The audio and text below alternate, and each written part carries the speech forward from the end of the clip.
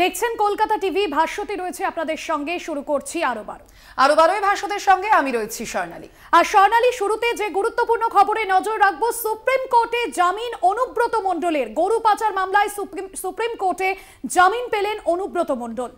একেবারেই ভাষ্যতি। এবং গরু পাচার মামলায় শর্ত সাপেক্ষে জামিন পেলেন অনুব্রত মণ্ডল। তদন্তে সব রকম সহযোগিতার শর্তও কিন্তু এক্ষেত্রে দেওয়া হয়েছে। এবং এখনই জেল মুক্তি নয়, সিবিআই মামলায় জামিন অনুব্রত মণ্ডলের, ইডি মামলায় জামিন হয়নি অনুব্রত মণ্ডলের, এমনটাই এখনো পর্যন্ত জানা যাচ্ছে। একেবারেই ভাষ্যতি, অর্থাৎ বোঝাই যাচ্ছে যে অনুব্রত মণ্ডল, যাকে কিনা আমরা জানি যে 2022-এ গ্রেপ্তার করা হয়েছিল, এবং অবশেষে তিনি কিন্তু গরু পাচার যে মামলা রয়েছে সেই মামলায় সুপ্রিম কোর্টে জামিন পেয়েছেন অনুব্রত মণ্ডল। তবে এখনো পর্যন্ত যে ইডির যে মামলা রয়েছে সেই মামলায় কিন্তু জামিন হয়নি অনুব্রত মণ্ডলের। আপনাদের জানিয়ে রাখবো, সুপ্রিম কোর্টে শর্ত সাপেক্ষে জামিন পেলেন অনুব্রত মণ্ডল। 2022 সালের অগস্টে অনুব্রত মণ্ডলকে গ্রেফতার করা হয় বোলপুরের নিচুপট্টির বাড়ি থেকে, এবং তারপর 2 বছর ধরে তিহার জেলেই রয়েছেন তিনি। তদন্তে সব রকম সহযোগিতার শর্ত, আর সেই শর্ত সাপেক্ষে জামিন গরু পাচার মামলায়। সুপ্রিম কোর্টে জামিন অনুব্রত মণ্ডলের। আপনারা জানেন যে বীরভূমের দোর্দণ্ড প্রতাপ এই তৃণমূল নেতা অনুব্রত মণ্ডল, অবশ্যই আমরা দেখেছি যে তার যে এই গরু পাচার মামলা, তা নিয়ে কিন্তু রাজ্য রাজনীতিতেও অনেক তোলপাড় হয়েছে, এবং অবশেষে সেই মামলাতেই কিন্তু জামিন পেলেন অনুব্রত মণ্ডল। আমরা এই বিষয়ে আরো বিস্তারিত জানবো। ফোন লাইনে রয়েছেন আমাদের প্রতিনিধি মনা বীরবংশী। মনা, অবশ্যই একটি গুরুত্বপূর্ণ খবর বীরভূমের যে প্রেক্ষাপট, সেখানে যে অনুব্রত মণ্ডল তিনি কিন্তু গরু পাচার মামলায় শর্ত সাপেক্ষে জামিন পেয়েছেন। এক্ষেত্রে এখনো পর্যন্ত কি জানা যাচ্ছে? পাশাপাশি জানতে চাইবো জেলা তৃণমূল নেতৃত্ব, তাদের কি প্রতিক্রিয়া? দেখো, একেবারেই তাই। নিঃসন্দেহে এই মুহূর্তে দাঁড়িয়ে সবচেয়ে বড় খবর এবং গুরুত্বপূর্ণ খবর সেটা কিন্তু বলা যেতে পারে যে অনুব্রত মণ্ডল, বীরভূম জেলা তৃণমূল কংগ্রেসের সভাপতি, তিনি গরু পাচার কাণ্ডে যে গ্রেপ্তার হয়েছিল, তিনি অবশেষে সিবিআই যে গ্রেপ্তার করেছে সেই সিবিআই এর মামলার প্রেক্ষিতে তিনি কিন্তু জামিন পেয়েছেন।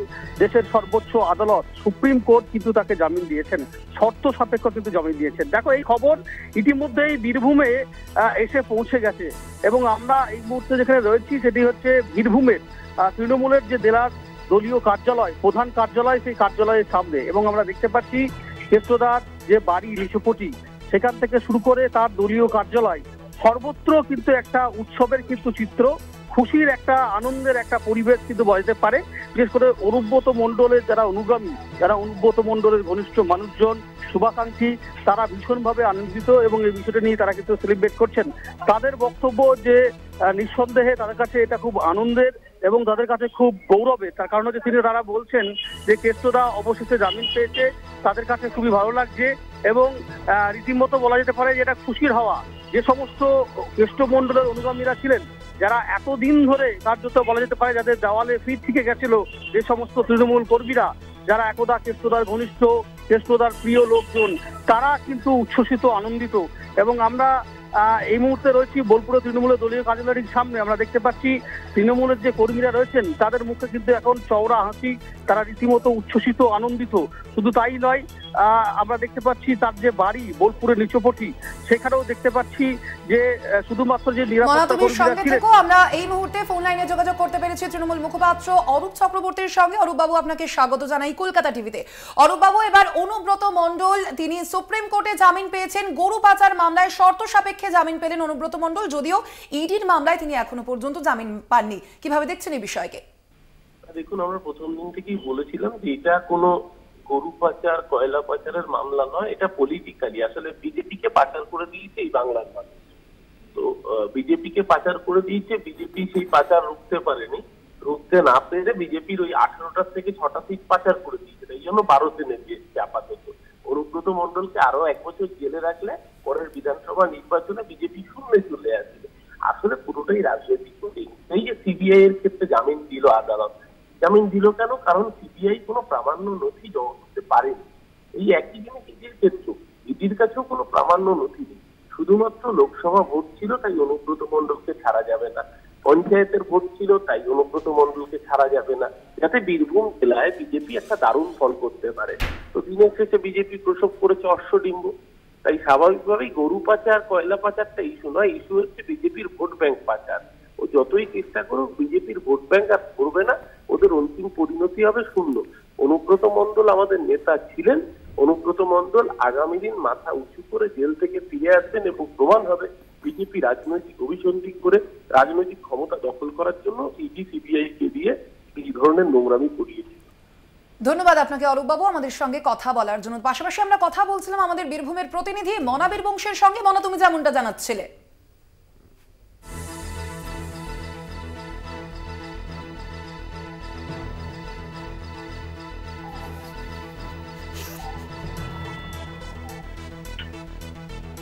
মনা শোনা যাচ্ছে?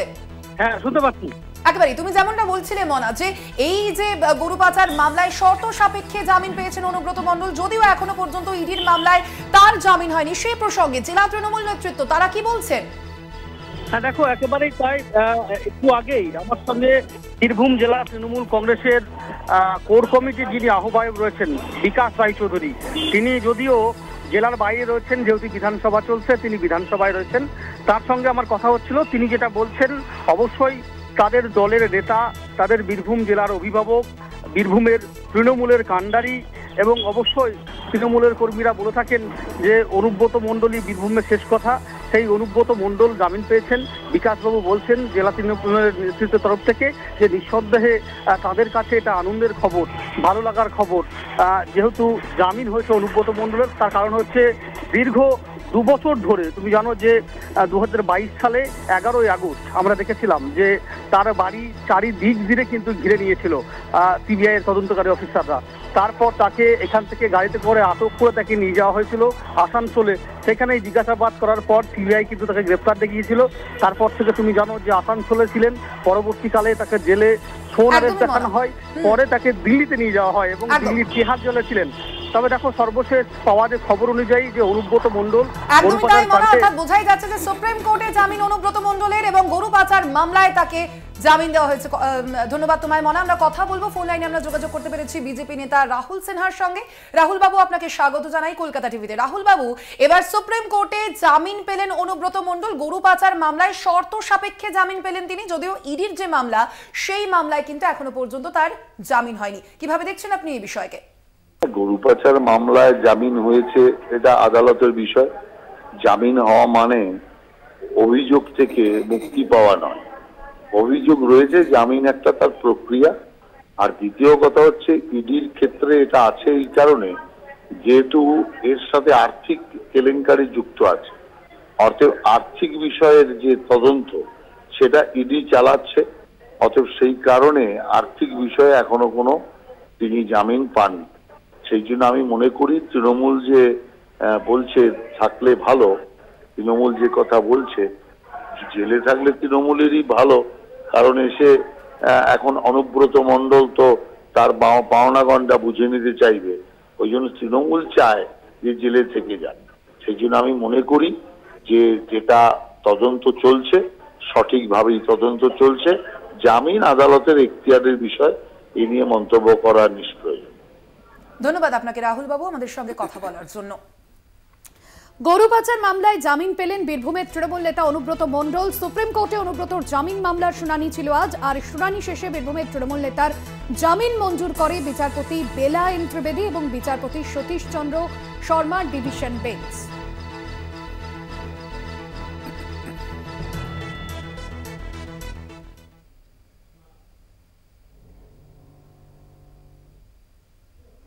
আর এবার যে খবরে নজর রাখবো, হাওড়া মুম্বাইগামী এক্সপ্রেসে দুর্ঘটনা। ঝাড়খণ্ডের কাছে চক্রধরপুরের কাছে লাইনচ্যুত এক্সপ্রেসের 18টি বগি।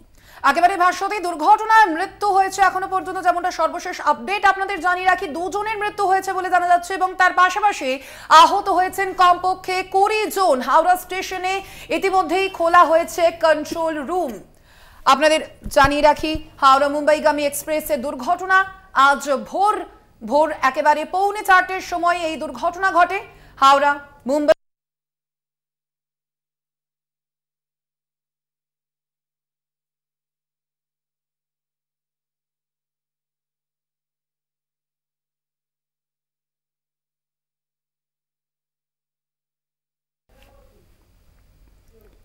ঝাড়খণ্ডের চক্রধরপুরের কাছে লাইনচ্যুত এক্সপ্রেসের 18টি বগি এমনটাই জানা যাচ্ছে এবং দুর্ঘটনা এখনো পর্যন্ত যেমনটা জানা যাচ্ছে যে মৃত্যু হয়েছে 2 জনের।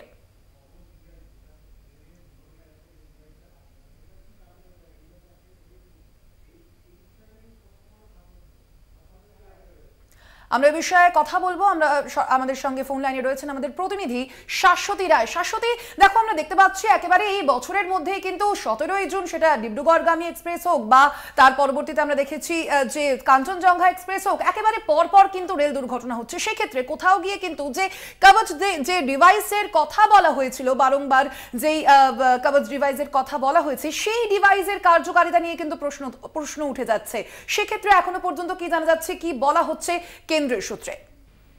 দেখো, এই ধরনের যে দূরপাল্লার ট্রেনগুলি রয়েছে সেগুলিতে কভার ডিভাইসের ব্যবহার সব থেকে বেশি মাত্রায় করার কথা, এবং সেক্ষেত্রে এই মুম্বাই মেল জাতীয় ট্রেনে একাধিক যে দূরপাল্লার ট্রেনগুলি রয়েছে সেগুলিতে কভার অ্যাপের ব্যবহার দীর্ঘদিন ধরেই চলছে। সেক্ষেত্রে কভার অ্যাপ কার্যকর হলো কিনা সেটা নিয়ে কিন্তু সব থেকে বড় প্রশ্নচিহ্ন, এবং বারবার করে যেমনটা দেখা যাচ্ছে যে জুন মাসে কাঞ্চনজঙ্ঘা এক্সপ্রেস এবং অপরদিকে জুলাই মাসে প্রথমে ডিব্রুগড় এবং তারপর মুম্বাই মেল, এই তিনটি দুর্ঘটনা কিন্তু চোখে আঙুল দিয়ে পরিষ্কার করে দিচ্ছে যে নামেই এই কভার ডিভাইস যদি লাগানো থাকে সেটা একেবারেই শুধুমাত্র নামকাবাস্তেই লাগানো রয়েছে। সেখানে এই ডিভাইসের কার্যকারিতা বা ব্যবহার কতটা হচ্ছে, বা এই ডিভাইস নিয়ে যতটা ফলাও করে ভারতীয় রেল বারবার করে যাত্রী সুরক্ষাকে একেবারে উচ্চ মার্গে তুলে দেওয়ার চেষ্টা করে, সেই দিক থেকে কিন্তু সব থেকে বড় প্রশ্নচিহ্ন। সেখানে এই ডিভাইস কার্যকর হলো কিনা তা এখনো তদন্ত সাপেক্ষ বিষয়। সেক্ষেত্রে সিআরএস এর তরফ থেকে সেই তদন্ত প্রক্রিয়া চালানো হবে, এবং ইতিমধ্যেই সিআরএস এর টিম ঘটনাস্থলে পৌঁছেছে বলে রেল সূত্রে খবর। তবে সব থেকে বড় বিষয় যে এই গত বাজেটেও কিন্তু একই জিনিস চোখে ধরা পড়েছে, যে সব থেকে বেশি ব্যয় বরাদ্দ 1,08,000 কোটি টাকা রেলের তরফ থেকে যাত্রী সুরক্ষার দিকে বা সেফটি সিকিউরিটির দিকে খাতে বরাদ্দ করা হয়েছে। সেক্ষেত্রে রেলমন্ত্রী এমনটাও জানিয়েছিলেন যে সব থেকে উন্নত মানের যে সফটওয়্যার কভারের জন্য তৈরি হয়েছে তাতে করে সমস্ত ধরনের যাত্রী নিরাপত্তা সেই কভারে দেওয়া হবে। কিন্তু যেই কভার 2019 থেকে ব্যবহৃত হচ্ছে, সেই কভার কিভাবে এখনো পর্যন্ত সমস্ত জায়গায় ব্যবহৃত হয়ে উঠলো না, বা সেইটি ট্রেনে লাগানো থাকলেও সেটি অনেক সময় কার্যকর থাকছে না, সেই দিকে রেল কেন নজর দিচ্ছে না, সেটা নিয়ে কিন্তু যাত্রীরা প্রশ্ন তুলছেন, এবং যাত্রীদের মধ্যে এটা নিয়ে আতঙ্ক তৈরি হয়েছে যে রেলের সুরক্ষা কোথায়। বারবার করে এই ধরনের দুর্ঘটনা কিন্তু যাত্রীরা যথেষ্ট মাত্রায় আতঙ্কগ্রস্ত হয়ে পড়ছেন। যে সমস্ত যাত্রীরা দুর্ঘটনাগ্রস্ত হয়েছেন তাদের আতঙ্ক তো রয়েছে, তার সঙ্গে সঙ্গে নিত্যদিনের যে যাত্রী রয়েছে, কারণ লক্ষ লক্ষ মানুষ নিত্যদিন বিভিন্ন প্রান্ত থেকে ভারতবর্ষের এই ট্রেনের মাধ্যমে কিন্তু যাত্রাপথ অতিক্রম করে। সেক্ষেত্রে এই কভার অ্যাপ বা যাবতীয় সুরক্ষা সিগন্যালিং ব্যবস্থা, অটোমেটিক সিগন্যালিং ব্যবস্থা, সেই সমস্তগুলো কার্যকর কিনা সেই নিয়ে কিন্তু সব থেকে বড় প্রশ্নচিহ্ন উঠছে ভারতীয় রেলে। আপাতত ধন্যবাদ তোমায় শাশ্বতী। আমরা কথা বলছিলাম, ফোন লাইনে ছিলেন আমাদের প্রতিনিধি শাশ্বতী রায়।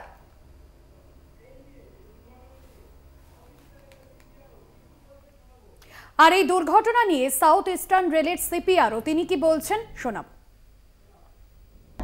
ट्रेन संख्या 12810 हावड़ा मुंबई मेल की दुर्घटना के बारे में जानकारी साझा कर रहा हूं। यह ट्रेन सुबह 3:43 पर दुर्घटनाग्रस्त हुई। अब इसमें राहत और बचाव कार्य पूर्ण हो चुका है। अभी तक 80% यात्रियों को बसों से चक्रधरपुर स्टेशन ले जाया जा चुका है और बचे हुए 20% एक स्पेशल ट्रेन से चक्रधरपुर ले जाए जा रहे हैं। इस घटना में 2 यात्रियों की मृत्यु हो गई है, एक को फ्रैक्चर हुआ है और 4 माइनर इंजर्ड हैं, उनको भी चक्रधरपुर अस्पताल ले जाया जा चुका है। चक्रधरपुर से 10:30 बजे के आसपास एक स्पेशल ट्रेन चला के यात्रियों को अपने गंतव्य की ओर रवाना कर दिया जाएगा। সেন্ট্রাল রেলের সিপিআরও এই দুর্ঘটনা প্রসঙ্গে কি বলেছেন, কি বক্তব্য তার শোনাবো। इसके बारे में ये जानकारी है, ये ट्रेन हावड़ा से लेके छत्रपति शिवाजी महाराज टर्मिनस के लिए आ रही थी। इस ट्रेन कहीं चक्रधरपुर स्टेशन के पास में दुर्घटनाग्रस्त हुई है। अभी इसमें इसके लिए जो है वो सेंट्रल रेलवे ने, मध्य रेलवे ने अपने अलग अलग स्टेशनों पे हेल्पलाइन नंबर्स की सुविधा प्रदान की है, जिनमें प्रामुख्य से छत्रपति शिवाजी महाराज टर्मिनस, दादर, कल्याण, नागपुर, भुसावल, बडनेरा, ऐसे बहुत सारे स्टेशन हैं जहां जहां पे भी यात्री वहां से यात्रा कर रहे थे, जहां पे भी वो उतरने वाले थे, उन सभी स्टेशनों पे लगभग मध्य रेलवे के द्वारा हेल्पलाइन नंबर्स का अरेंजमेंट किया गया है। ये सारे हेल्पलाइन नंबर्स जो है वो सभी सोशल मीडिया हैंडल्स पे भी दिए गए हैं।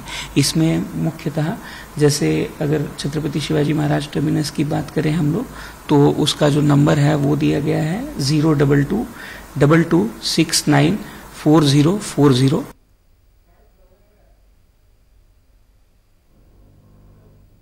ঝাড়খণ্ডে রেল দুর্ঘটনার পর ইতিমধ্যেই দক্ষিণ পূর্ব রেলের একাধিক স্টেশনে হেল্পলাইন নম্বর চালু করা হয়েছে। হাওড়া স্টেশনের জন্য 9433357920 এবং 03326382217 এই নাম্বার কিন্তু ইতিমধ্যেই চালু করা হয়েছে। হেল্পলাইন যে ডেস্ক তা কিন্তু ইতিমধ্যেই শুরু করে দেওয়া হয়েছে। টাটানগর স্টেশনের জন্য এই যে হেল্পলাইন নাম্বার, সেই হেল্পলাইন নাম্বার কিন্তু ইতিমধ্যেই চালু করা হয়েছে। সেই নাম্বার আপনারা দেখতে পারবেন কলকাতা টিভির স্ক্রিনে। একাধিক স্টেশনে এই হেল্পলাইন নাম্বার ইতিমধ্যেই চালু করে দেওয়া হয়েছে। চক্রধরপুর স্টেশনের জন্য একটি নাম্বার যেমন চালু করা হয়েছে, অন্যদিকে টাটানগর স্টেশনের জন্যও কিন্তু নাম্বার চালু করা হয়েছে এবং হাওড়া স্টেশনের জন্য যে হেল্পলাইন নাম্বার চালু করা হয়েছে আপনারা দেখতে পেলেন কলকাতা টিভির পর্দায়। রোডকেল্লা স্টেশনের জন্য এবং পাশাপাশি আরও অন্যান্য যে স্টেশনগুলি রয়েছে, রাঁচি স্টেশনের জন্য নাম্বার দেওয়া হয়েছে হেল্পলাইন নম্বরের মধ্যে দিয়ে। যারা যাত্রীরা রয়েছেন তারা যোগাযোগ করতে পারবেন। রাঁচি স্টেশনে যে হেল্পলাইন নম্বর 065127871115 হেল্পলাইন নম্বর চালু করা হয়েছে। অন্যদিকে যে স্টেশন রয়েছে রোডকেল্লা স্টেশনের জন্য 06612501072 এবং 03326382217 নম্বর রাখা হয়েছে। একদমই তাই, ইতিমধ্যেই কিন্তু একাধিক স্টেশনের জন্য বিভিন্ন হেল্পলাইন নাম্বার যেমনটা চালু করা হয়েছে। আপনাদের জানিয়ে রাখি, চক্রধরপুর স্টেশনের জন্য 06587238072 এই হেল্পলাইন নাম্বার যেমন চালু করা হয়েছে। একাধিক স্টেশনে কিন্তু ইতিমধ্যেই হেল্পলাইন নাম্বার চালু করা হয়েছে। আপনাদের জানিয়ে রাখি যে হাওড়া মুম্বাইগামী যে ট্রেনে এই দুর্ঘটনা, সেই দুর্ঘটনার পরবর্তীতেই কিন্তু ইতিমধ্যেই দক্ষিণ পূর্ব রেলের একাধিক স্টেশনে হেল্পলাইন নাম্বার চালু করা হয়েছে। सेटलमेंट की न्यूज के बाद से हावड़ा से 2 ट्रेनों कैंसिल कर दिया गया है। एक आपका है इस्पात एक्सप्रेस और एक बारहवीं जनशताब्दी एक्सप्रेस। इन दोनों को अभी तक कैंसिल कर दिया गया है। फिलहाल यहीं तक अपडेट मिला है और इसके बाद से कोई कैंसिल का और क्यों न्यूज नहीं मिला है। अभी तक कोई इंक्वायरी आया है डिरेलमेंट लेके? कोई नहीं, फिलहाल कुछ नहीं आया है। आप लोग क्या कांटेक्ट करने की कोशिश कर रहे हैं जहाँ पे एक्सीडेंट? नहीं, हम लोग यहाँ से ऑफिशियल्स गए हैं और हम लोगों ने हेल्प डेस्क इसलिए लगाया है कि यार कोई इन्फॉर्मेशन आता है तो बताया जाएगा। এটা তো হয়েছে ঘটনাটা 3:35 সকালবেলা, ভোরবেলা। এটা হয়েছে রাজকারসেন, মানে চক্রধর ডিভিশনের দুটো স্টেশন আছে, রাজকারসেন আর বাড়া বাম্বো। তো ওই দুটো স্টেশনের মাঝখানে এই ডিরেলমেন্টটা হয়েছে। তো ডিরেলমেন্টের আমাদের এই গাড়িটার নাম হচ্ছে মুম্বাই মেল। এটার 18টা বগি থাকে, 18টা বগি ডিরেল হয়েছে, মানে লাইনচ্যুত হয়েছে এটাকে বলে, লাইন থেকে সরে গেছে। তো এখনো পর্যন্ত আহতের সংখ্যা 6 জন। আহত 6 জন হয়েছে, যাদেরকে হসপিটালাইজ করা হয়েছে রেলের হসপিটালে। তো ওখান থেকে ওদের ট্রিটমেন্ট করা হচ্ছে। বাকি আমাদের এখানে দুটো হেল্প লাইনের বুথের লাইন করা হয়েছে, সেখানে বিভিন্ন লোকেদের ফোন আসছে এই ব্যাপারে জানার জন্য। তো আমরা যতটা পারছি ওদেরকে ইনফরমেশন দেওয়ার চেষ্টা করছি এবং যারা ফ্যামিলি যারা লোক আছেন তারা এখানে ফোন করতে পারেন। নাম্বার আমাদের এখানে অলরেডি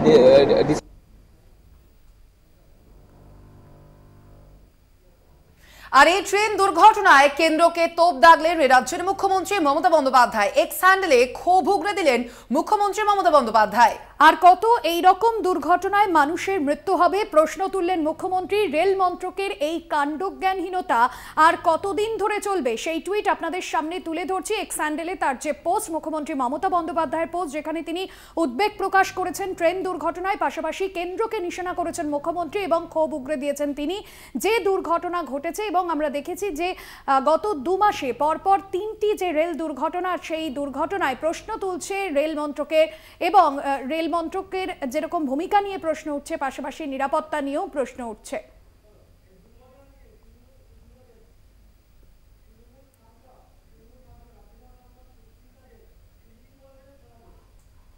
আর এই নিয়ে তৃণমূলের রাজ্যসভার সাংসদ সুস্মিতা দেব কি জানিয়েছেন শোনাবো। ये जो रेल दुर्घटना बार बार हम देख रहे हैं देश में, कई लोगों की जानें जा रही हैं, कई लोग घायल हो रहे हैं, ये क्यों हो रहा है? इसका जवाब कौन देगा? प्रधानमंत्री मोदी जी कहते हैं कि ये विकसित भारत है। जब भी किसी रेलवे लाइन की इनॉग्रेशन में वो जाते हैं तो वो बड़े बड़े भाषण देते हैं कि रेलवे का बहुत प्रगति हुआ है इस देश में पिछले 10 साल में।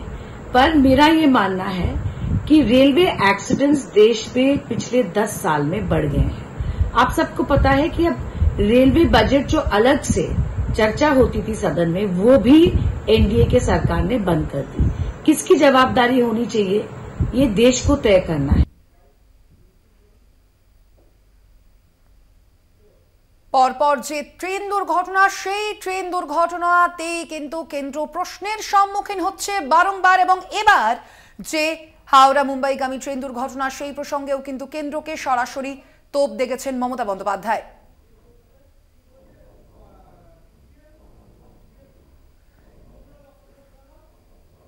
এ বিষয়ে আপনাদের শোনালাম তৃণমূলের বক্তব্য, এবং ঠিক এই ঘটনা প্রসঙ্গে আমরা কথা বলেছিলাম রাজনৈতিক নেতৃত্বদের সঙ্গে। কি বলছেন সিপিআইএম নেতৃত্ব এবং তার পাশাপাশি বিজেপি নেতৃত্ব, শোনাবো আপনাদের। দেশের সরকারের মানে এই যে কত নিকৃষ্ট মানের সরকার এবং কি ধরনের অযোগ্য লোকেরা এই সরকার চালাচ্ছে, এই রেল দপ্তর তার একটা বড় প্রমাণ। গত বছর করমণ্ডলের দুর্ঘটনার কথা আমাদের সবার মনে আছে, আমাদের বাংলার কত মানুষকে আমরা হারালাম করমণ্ডলের দুর্ঘটনায়। এবং সবচেয়ে যেটা দুর্ভাগ্যজনক তা হচ্ছে, দেখুন রেল যখন এরকম কোন রেল দুর্ঘটনা হয়েছে এবং রেল মন্ত্রীকে, রেল দপ্তরকে মানুষ প্রশ্ন করেছে, তখন বিজেপির পক্ষ থেকে, বিজেপির আইটি সেলের পক্ষ থেকে রেল মন্ত্রীকে ভগবান বানিয়ে ক্যাম্পেইন, ফেসবুক ক্যাম্পেইন শুরু হয়েছে যে আমাদের রেলমন্ত্রী আইআইটি থেকে পাস আউট, উনি বিরাট শিক্ষিত রেলমন্ত্রী, উনি এত ভালো রেলমন্ত্রী, রেল দুর্ঘটনা হওয়ার পরে রেল লাইনের ধারে চেয়ার পেতে বসে রিলিফের কাজ তদারকি করেছিলেন। আরে ভাই, দুর্ঘটনা ঘটার পরে রেল লাইনের ধারে চেয়ার পেতে বসার জন্য তো কাউকে রেলমন্ত্রী করা হয় না, যাতে রেলের দুর্ঘটনাটা না হয় সেইটা নিশ্চিত করা। এইসব নেতারা কারা? এরা কাদের এত এত এত হিম্মত হয়ে যায়?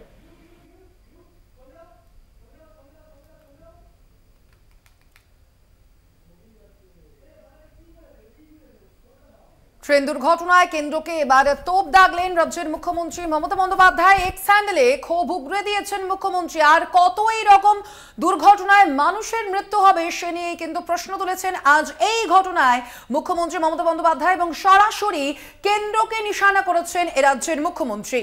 রেল দুর্ঘটনা নিয়ে একদিকে উদ্বেগ প্রকাশ মুখ্যমন্ত্রী মমতা বন্দ্যোপাধ্যায়ের, অন্যদিকে রেল মন্ত্রকের কাণ্ডজ্ঞানহীনতা আর কতদিন চলবে, সরাসরি কেন্দ্রীয় রেল মন্ত্রককে নিশানা করেছেন তিনি। কারণ আমরা দেখলাম যে গত 2 মাস ধরে পরপর যে 3টি রেল দুর্ঘটনা, সেখানে রেল মন্ত্রকের ভূমিকা প্রশ্নের মুখে, যাত্রী নিরাপত্তা নিয়ে প্রশ্ন উঠছে, এবং সাধারণ মানুষ তারা নিজেদের গন্তব্যে পৌঁছতে পারছেন না, তাদেরকে দুর্ঘটনার সম্মুখীন হতে হচ্ছে। আর সেই জায়গা থেকেই ক্ষোভ প্রকাশ মুখ্যমন্ত্রীর।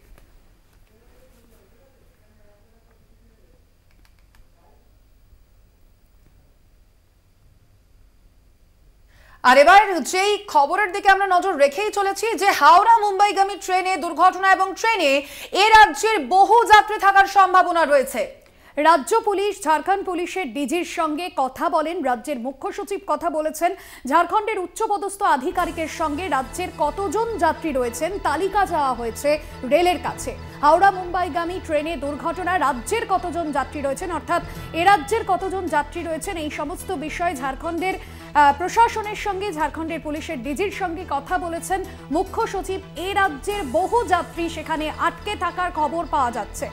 আকবরী ভাষ্যতে অর্থাৎ বোঝাই যাচ্ছে যে হাওড়া মুম্বাইগামী ট্রেনে যে দুর্ঘটনা হয়েছে, সেই ট্রেনে এই রাজ্যের অর্থাৎ বাংলার বহু যাত্রী থাকার সম্ভাবনা কিন্তু রয়েছে, এবং রাজ্য পুলিশ এ বিষয়ে ঝাড়খণ্ড পুলিশের ডিজির সঙ্গে কথা বলেছেন।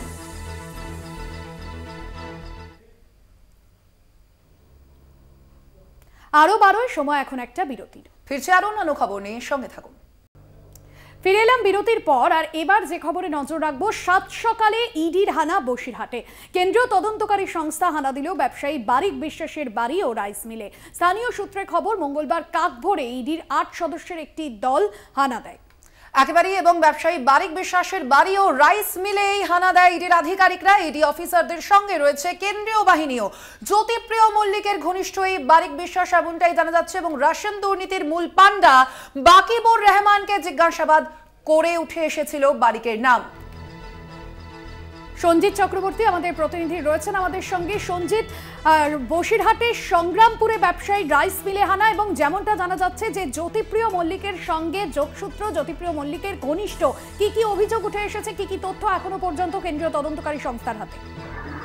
দেখো, আজকে 7 সকালে কেন্দ্রীয় তদন্তকারী সংস্থা অর্থাৎ এনফোর্সমেন্ট ডিরেক্টরের সদস্যরা যখন বসিরহাটের ব্যবসায়ী বারিক বিশ্বাসের বাড়িতে আসে, বিশেষ করে 9 জনের আধিকারিক, একদিকে যেমন ইডি আধিকারিকরা ছিল, সেখানে আয়কর দপ্তর ছিল এবং ব্যাংকের আধিকারিকরা নিয়ে তারা কিন্তু এখনো কিন্তু তদন্ত করছে এবং বিভিন্ন কাগজ অর্থাৎ নথিপত্র, একদিকে যেমন তার ব্যাংকের নথি খতিয়ে দেখছে উপযুক্ত নথি আছে কিনা, অন্যদিকে ব্যবসায়ী সংক্রান্ত যেসব নথি, সেই নথি কিন্তু তদন্তকারীরা দেখে নিতে চাইছে যে ঠিক আছে কিনা। এখনো প্রায় 7 ঘন্টা অতিক্রম করে গেছে, কিন্তু কেন্দ্রীয় তদন্তকারী সংস্থা তারা কিন্তু সেই বাড়িতে অর্থাৎ সংগ্রামপুরের যে বাড়ি রয়েছে অপশালী ব্যবসায়ী যার নাম উঠে এসেছিল বাকিবুর রহমান, অর্থাৎ রেশন দুর্নীতি কাণ্ডের যে কিংপিন বাকিবুর রহমান এবং প্রাক্তন খাদ্যমন্ত্রী জ্যোতিপ্রিয় মল্লিকের ঘনিষ্ঠ এই বারিক বিশ্বাসের একদিকে বাড়ি, অন্যদিকে তার 100 মিটারের দূরে যে রাইস মিল রয়েছে, সেই রাইস মিলের বিভিন্ন কথা বলছেন, যে যারা কর্মচারী রয়েছে তাদের সঙ্গে কথা বলছেন এবং পরিবারের সঙ্গে কথা বলছেন। এমনকি তার যে নিজের দাদা রয়েছে তার দাদার সঙ্গেও কথা বলছে, অর্থাৎ তার গোলাম বিশ্বাস যে দাদা আছে তার সঙ্গে। কিন্তু তদন্তকারীরা দেখে নিতে চাইছে যে বিশেষ করে যে কাগজপত্র, অর্থাৎ এই রেশন দুর্নীতি কাণ্ডের যে কাগজ, যে নাম অর্থাৎ জ্যোতিপ্রিয় মল্লিকের সঙ্গে কি যোগসূত্র, সেই সমস্ত তথ্য নথি খতিয়ে দেখছেন ইডি আধিকারিকরা। ধন্যবাদ তোমায়।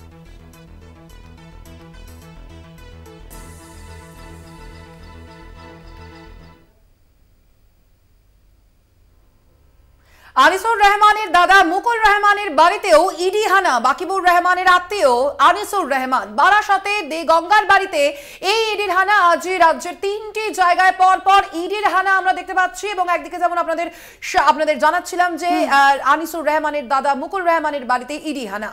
একদমই, এবং সকাল থেকে শহর সহ জেলার বিভিন্ন প্রান্তে ইডি হানা। 10 জায়গায় ইডি আধিকারিকরা পৌঁছিয়ে গিয়েছেন এবং উত্তর 24 পরগনা এবং কলকাতা সহ 10 জায়গায় এনফোর্সমেন্ট ডিরেক্টরেটের হানা।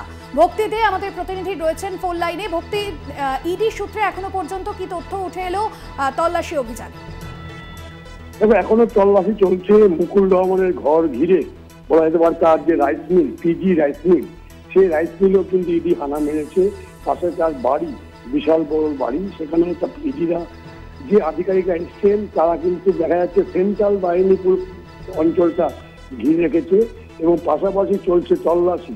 তুমি জানো যে রেশন দুর্নীতি মামলায় জ্যোতিপ্রিয় মল্লিক ঘনিষ্ঠ ব্যবসায়ী বাকিবুর রহমানের আত্মীয় এই মুকুল রহমান।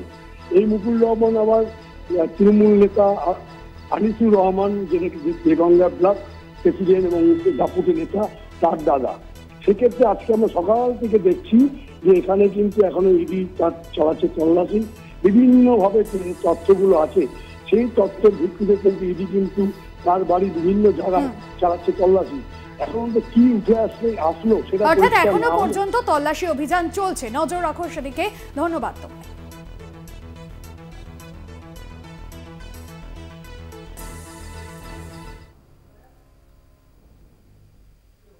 7 সকালে রাজ্যের 10 জায়গায় ইডির হানা। আজ সকাল থেকে বিভিন্ন প্রান্তে ইডি আধিকারিকদের অভিযান। বসিরহাট, রাজারহাট, বারাসাতে ইডির তল্লাশি অভিযান। রাশন দুর্নীতি কাণ্ডে জায়গায় জায়গায় হানা ইডির। বাকিবুর ঘনিষ্ঠ বারিক বিশ্বাসের বাড়িতে যেমন একদিকে হানা দিয়েছে ইডি, অন্যদিকে আপনাদের যেমনটা জানাচ্ছিলাম আপনারা 3 জায়গার ছবি দেখতে পাচ্ছেন একই সঙ্গে কলকাতা টিভির পর্দায়। রাজারহাটে ইডির হানা, অন্যদিকে বসিরহাটে ব্যবসায়ী বারিক বিশ্বাসের বাড়িতে ইডির হানা এবং তার পাশাপাশি ভাঙড়েও ইডির হানা চলছে। শাকিল মুস্তাক আমাদের প্রতিনিধি রয়েছেন রাজারহাটে। এই মুহূর্তে কি ছবি? ইডি আধিকারিকরা তারা কি তল্লাশি অভিযান চালাচ্ছেন, কি জানতে পারছো? দেখো, সকাল থেকেই কিন্তু রেশন বন্টন দুর্নীতি মামলায় ফের তৎপর হয় এনফোর্সমেন্ট ডিরেক্টর।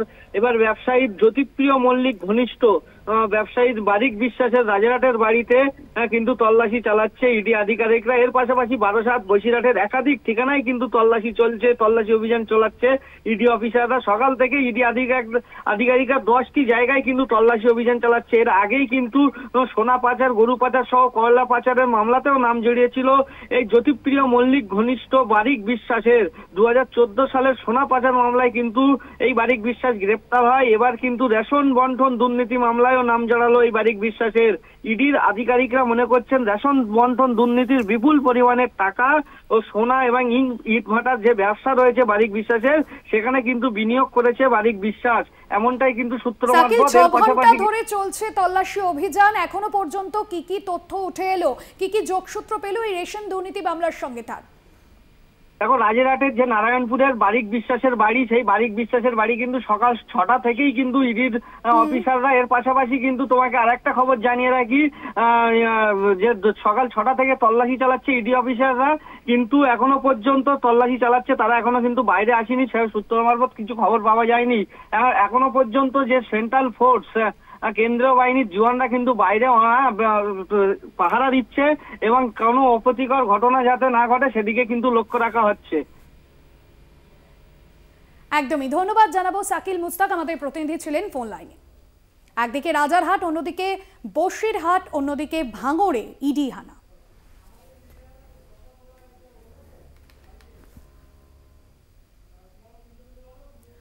যে ছবি আপনারা দেখতে পাচ্ছেন, রাজারহাটে ইডি হানা এবং তার পাশাপাশি বসিরহাট এবং একই সঙ্গে কিন্তু ভাঙড়ে আজ রাজ্যের 10টি জায়গায় ইডি আধিকারিকরা তারা হানা দিয়েছে। এবং যেমনটা জানা যাচ্ছে যে বাকিবুর রহমান ঘনিষ্ঠ যে ব্যবসায়ী রয়েছে তার বাড়িতে, তার রাইস মিলে কিন্তু চলছে ইডির এই তল্লাশি অভিযান।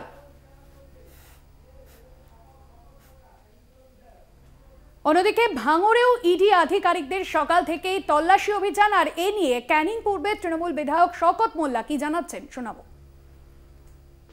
দেখুন, আইন সবার জন্য সমান, সে প্রধানমন্ত্রী থেকে শুরু করে একজন সাধারণ নাগরিক। ভাঙড় কি আর ক্যানিং কি আর গোটা ভারতবর্ষ কি, যেখানে যদি কেন্দ্রীয় এজেন্সি মনে করে তাদের তদন্তের স্বার্থে তারা যে কোনো জায়গায় তারা হানা দিতে পারে, রেড করতে পারে, এটা নিয়ে তো নতুন কোনো কিছু নেই।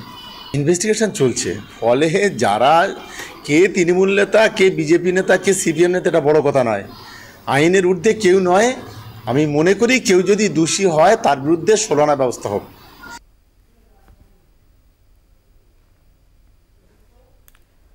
আপনাদের জানিয়ে রাখবো, রেশন দুর্নীতি কাণ্ডে কলকাতা সহ জেলার বিভিন্ন প্রান্তে ইডি আধিকারিকরা তারা সকাল থেকেই তল্লাশি অভিযান চালাচ্ছেন।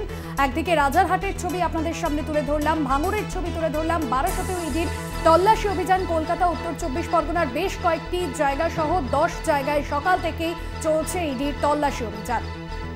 ভাঙড়ে ইডি হানা, ব্যবসায়ী জাহাঙ্গীর আলমের কারখানায় ইডির হানা, জাহাঙ্গীর আলমের আটা কারখানাতেও ইডির হানা। আনিসুর রহমান ও আলিফ নূর রহমানের রাইস মিলেও চলছে ইডির তল্লাশি অভিযান। আজ সকাল থেকেই আমরা দেখতে পাচ্ছি রাজ্যের 10 জায়গায় ইডির হানা চলছে।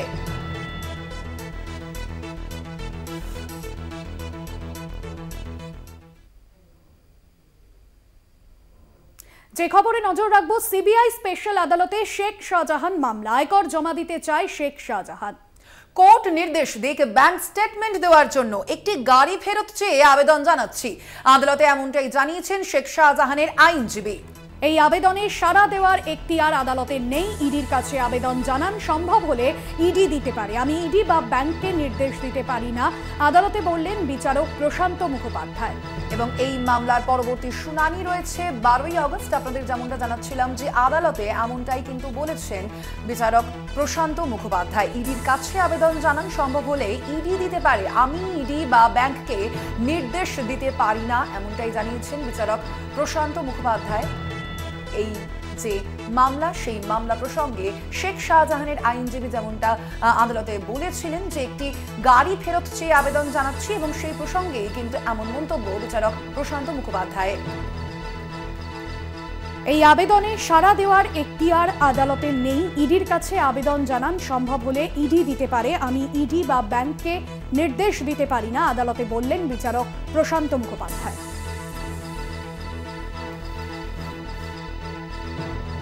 মামলার পরবর্তী শুনানি রয়েছে সিবিআই স্পেশাল আদালতে। শেখ শাহজাহান মামলা, এবং এই আবেদনের সাড়া দেওয়ার এখতিয়ার আদালতের নেই, এমনটাই আদালতে বললেন শাহজাহানের আইনজীবী।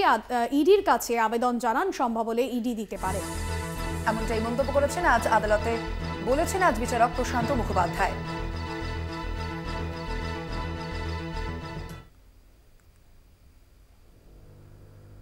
আরো 12 সময় এখন একটা বিরতির। ফিরছি আরো অন্যান্য খবর নিয়ে, সঙ্গে থাকুন।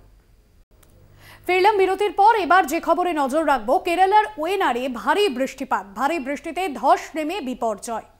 ইতিমধ্যে এই ঘটনায় মৃত্যু হয়েছে 43 জনের এবং আহত হয়েছেন বহু মানুষ।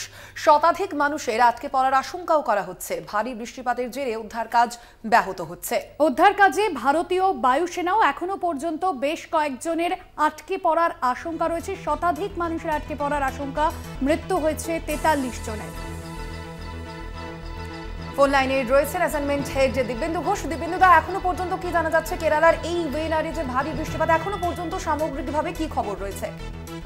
দেখো, মৃতের সংখ্যা কিন্তু লাফিয়ে বাড়ছে, তার কারণ এখনো পর্যন্ত যা খবর অন্তত 43 জনের মৃত্যু হয়েছে, তার মধ্যে একাধিক শিশু রয়েছে।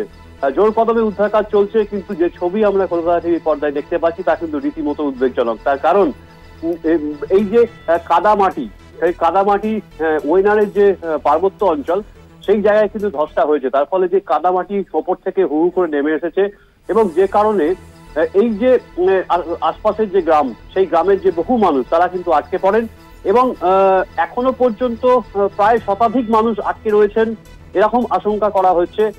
এনডিআরএফ এর টিম, এসডিআরএফ এর টিম, সেনাবাহিনী তারা উদ্ধার কাজে হাত লাগিয়েছে, কিন্তু এই উদ্ধার কাজ কিছুটা ব্যাহত হচ্ছে ভারী বৃষ্টির কারণে। কারণ এখনো কেরালাতে লাগাতার বৃষ্টি চলছে।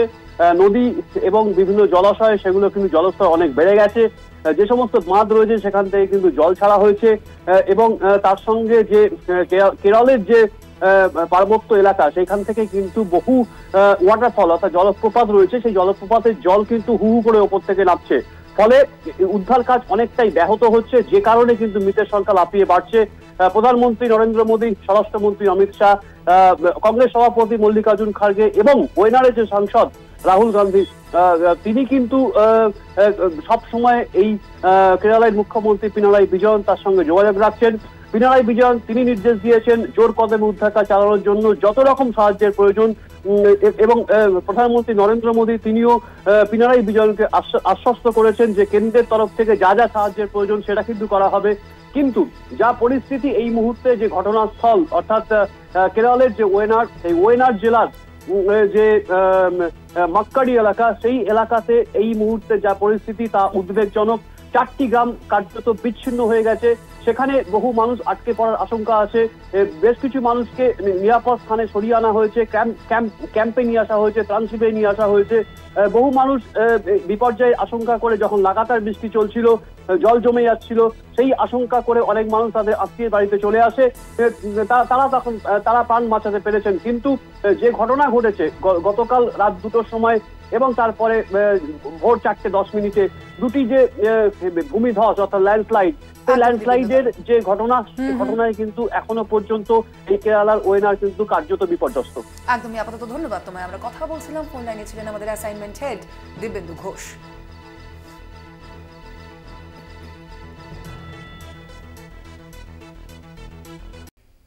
জমি দখলের অভিযোগে গ্রেফতার 2 তৃণমূল নেতা। ফুলবাড়ি থেকে গ্রেফতার মোহাম্মদ আহির ও মোহাম্মদ নাসির। সোমবার রাতে গ্রেপ্তার করে তাদের শিলিগুড়ি পুলিশ এবং যেমনটা আপনাদের জানাচ্ছিলাম যে মোহাম্মদ আহির এবং মোহাম্মদ নাসিরকে ইতিমধ্যে গ্রেপ্তার করেছে শিলিগুড়ি থানার পুলিশ। আপনাদের জানিয়ে রাখবো, জমি দখলের অভিযোগে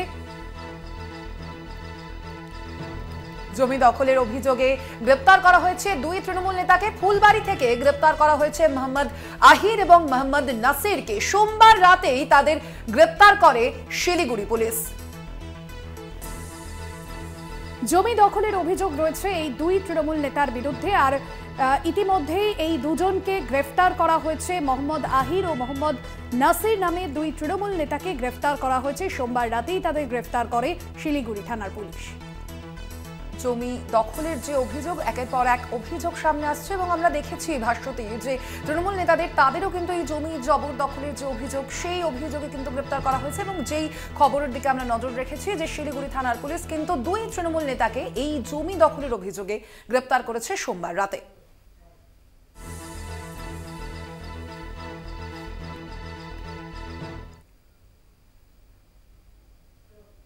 আসছে পরবর্তী খবরে। ঠাকুরপুকুরে মাকে শ্বাসরোধ করে খুনের অভিযোগ, প্রেমে বাধা দেওয়ায় মাকে খুনের অভিযোগ সামনে এসেছে। মেয়ে এবং প্রেমিকের বিরুদ্ধে খুনের অভিযোগ এবং ইতিমধ্যে এই ঘটনায় মেয়ে ও প্রেমিক গ্রেফতার করা হয়েছে তাদেরকে, এবং যেমনটা জানা যাচ্ছে যে তাদেরকে আটক করে জিজ্ঞাসাবাদ চলছে পুলিশের তরফে।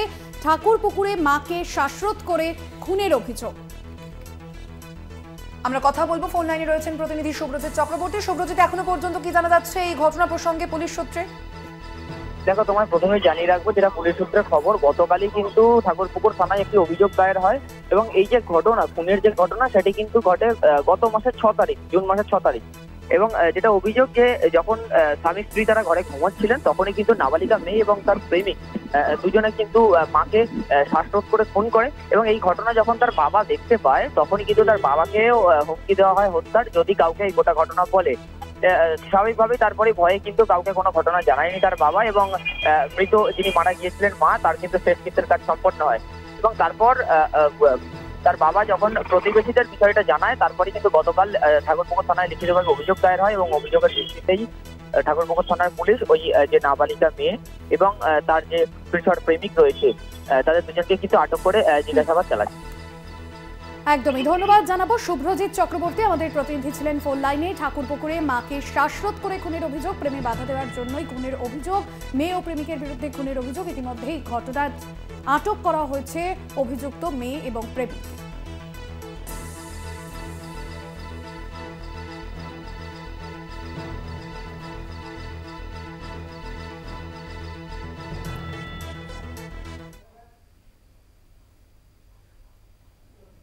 সিনেমা, সিরিয়াল, ওটিটি, টলিপাড়ায় ক্যামেরা বন্ধ, পরিচালক রাহুল মুখোপাধ্যায়কে নিয়ে অচলাবস্থা। কর্মবিরতি থেকে সরছেন না পরিচালকদের গিল্ড, মঙ্গলবারও বন্ধ শুটিং, কিভাবে কাটবে জট, উত্তর খুঁজছে সব পক্ষই। একদমই, এবং গতকালই আমরা দেখলাম অভিনেতা প্রসেনজিৎ চট্টোপাধ্যায়ের বাড়িতে পরিচালকদের নিয়ে যে বৈঠক, সেই বৈঠক থেকে কোথাও গিয়ে আশার আলো দেখলেও আজ সকাল থেকে কিন্তু সিরিয়াল, ওটিটি এবং সিনেমার শুটিং বন্ধ রয়েছে। পরিচালক রাহুল মুখোপাধ্যায়কে নিয়ে এখনো পর্যন্ত অচলাবস্থা জারি। এ বিষয়ে আমরা আরো বিস্তারিত জানবো। ফোন লাইনে রয়েছেন প্রতিনিধি অর্ক চট্টোপাধ্যায়। অর্ক, এখনো পর্যন্ত কি খবর রয়েছে? এই অচলাবস্থা কাটানোর কি কোনো উপায় মিলল?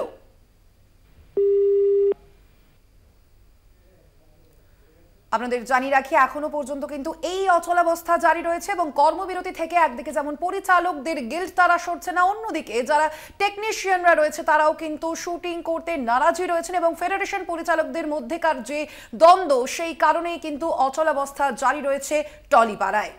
একদমই, মঙ্গলবারও বন্ধ রয়েছে শুটিং, আর কিভাবে এই জট কাটবে তারই উত্তর খুঁজছে সব পক্ষ। গতকালও যে প্রসেনজিৎ চট্টোপাধ্যায়ের বাড়িতে বৈঠক হয়েছে পরিচালকদের সঙ্গে, এবং সেখান থেকে প্রসেনজিৎ চট্টোপাধ্যায় তিনি যেরকম বলেছিলেন যে কাজ বন্ধ করা হবে না, কাজ চলবে, সে জায়গা থেকে দাঁড়িয়ে আজও কিন্তু সকাল থেকে স্তব্ধ টলিপাড়া, ক্যামেরা বন্ধ এবং সিনেমা, সিরিয়াল, ওটিটির সমস্ত শুটিং বন্ধ রয়েছে। পরিচালক রাহুল মুখোপাধ্যায়কে নিয়ে কিন্তু শুরু হয় এই অচলাবস্থা এবং এখনো পর্যন্ত সেই অচলাবস্থা জারি রয়েছে। সোমবার থেকে যে কর্মবিরতির ডাক দেওয়া হয়, সেই কর্মবিরতি কিন্তু এখনো পর্যন্ত জারি রয়েছে এবং যেমনটা তুমি জানাচ্ছিলে ভাস্বতী, যে গতকালই কিন্তু প্রসেনজিৎ চট্টোপাধ্যায়ের বাড়িতে বৈঠক করা হয় এবং সেই বৈঠকের পরবর্তীতে আমরা দেখেছি সেখানে তৃতীয় পক্ষের কথাও বলা হয়, মধ্যস্থতার কথাও বলা হয় এবং কর্মবিরতি এখনো পর্যন্ত চলছে। কর্মবিরতি থেকে সরছেন না পরিচালকদের গিল্ড, মঙ্গলবারও বন্ধ রয়েছে শুটিং এবং এখানে প্রশ্ন উঠছে কিভাবে কাটবে জট, উত্তর খুঁজছে কিন্তু সব পক্ষই।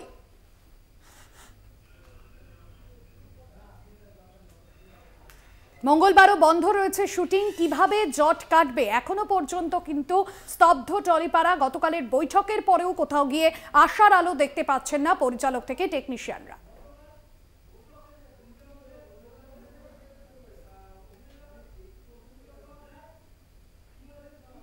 গতকাল প্রসেনজিৎ চট্টোপাধ্যায় পরিচালকদের নিয়ে বৈঠকের শেষে ঠিক কি বলেছেন এবং পাশাপাশি পরিচালক গৌতম ঘোষ তিনি কি জানিয়েছেন শোনাবো। একটা পরিবারে যদি আমরা সবাই একসাথে বিলং করি, ও মান সম্মান, মান অভিমান এগুলো সবই থাকবে, তার জন্য তো পরিবারটা ভেঙে যায় না। আমি বারবার একটাই কথা বলছি, যেখানে যেখানে আমাদের ডিফিকাল্ট এরিয়া, প্রডিউসাররা, টেলিভিশন প্রডিউসার, ওটিটি, কিছুদিন আগে আপনারা দেখেছেন একটা কথা যেটা নিয়ে আমি দেব আমরা খুব আলোচনা করছিলাম, যে আমরা চাই গ্রোথ। আজকে সারা ভারতবর্ষে কথা হচ্ছে প্যান ইন্ডিয়ান ফিল্ম। আমরা কথা বলছি, লিখছি, প্যান ইন্ডিয়ান ফিল্ম বানাতে গেলে আমাকে বাইরের মানুষদেরকে এখানে আনতে হবে।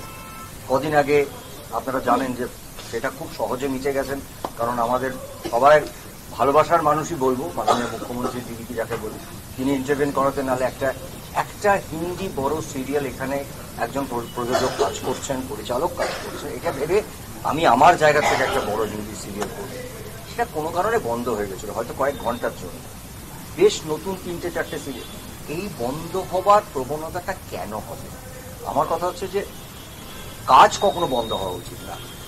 আমার ছবি বলে বলছি না, আমি এখানে অভিনেতা নই, কোনো শিল্পীরা যদি আজকে সেটে যান, আলোচনা হোক কোনো একটা বিষয় নিয়ে, একটা সমস্যা হয়েছে, কাজটা চলুক। এই অচলাবস্থা থেকে বেরোতে গেলে সমস্ত পক্ষকে এক জায়গায় আসতে হবে। আমরা চাই টেকনিশিয়ানদের যেন একদিনও কাজের ক্ষতি না হয়, কারণ কারা দিন আনে দিন খায়, ফলে তাদের জন্য আমরা কনসার্ন, এবং আমরা যারা এখানে জড়ো হয়েছি সকলেই চাইছি যে কাজ শুরু হোক, কিন্তু কাজ শুরু হওয়ার কতগুলো